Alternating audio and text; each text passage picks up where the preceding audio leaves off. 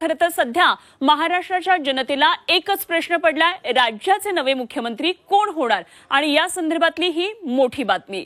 मुख्यमंत्री कोण होणार याचा हा सस्पेन्स अजूनही कायम आहे आणि मुख्यमंत्र्यांच्या नावावर आता शिक्कामोर्तब कधी होते याकडे सगळ्यांचं लक्ष आहे। 4 दिवसानंतरही मुख्यमंत्री पदाचा चेहरा अजूनही ठरत नाहीये आणि त्या संदर्भातली महत्त्वाची बातमी आपण पाहतोय। मुख्यमंत्री पदावरून महायुतीमध्ये सध्या रस्सीखेच आहे।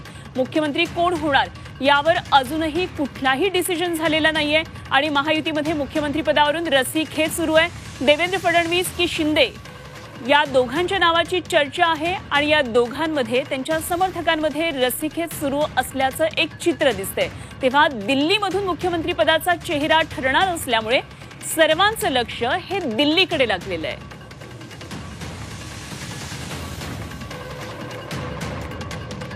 तर एकंदरीतच हाच सध्या राजकीय वर्तुळामधला आणि जनतेतला एक चर्चेचा विषय आहे। नवीन मुख्यमंत्री कोण होणार आणि या संदर्भात आणखी माहिती जाणून घेऊया। आमचे प्रतिनिधी ओम देशमुख सध्या आपल्या बरोबर आहेत, त्यांच्याकडून आणखी माहिती जाणून घेऊया।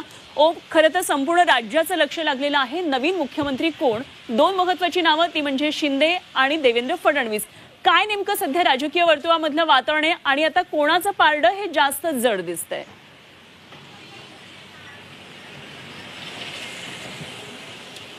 अनुपमा, खऱ्या अर्थानं आज चौथा दिवस आहे। राज्याच्या विधानसभा निवडणुकीचा निकाल स्पष्ट झाला। भाजपला 132 जागा मिळाल्या, मात्र तरी सुद्धा मुख्यमंत्री पदाचा पेच अजूनही कायम आहे। भाजपचा वाढता जो काही आग्रह आहे, प्रचंड मोठ्या प्रमाणामध्ये भाजपच्या आमदारांसह अपक्ष आमदारांचा देवेंद्र फडणवीस यांना वाढता पाठिंबा।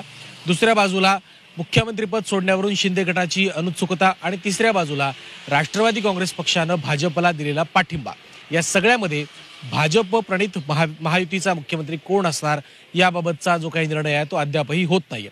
यामध्ये महत्त्वाची भूमिका पक्षश्रेष्ठी अर्थात भाजपचे नेते केंद्रीय गृहमंत्री अमित शाह निभावत आहेत। ते ठरवतील तोच महाराष्ट्राचा मुख्यमंत्री असेल आणि ते आम्हाला मान्य असेल अशा प्रकारची भूमिका महायुतीतले नेते घेतात। परंतु 4 दिवस उलटले तरी सुद्धा भाजपच्या विधिमंडळ पक्षाची बैठक अद्याप झालेली नाहीये।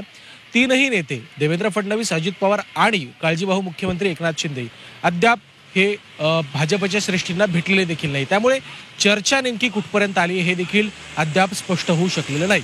दिल्लीत एक बैठक प्रस्तावित होती, मात्र ती देखील झाली नाही।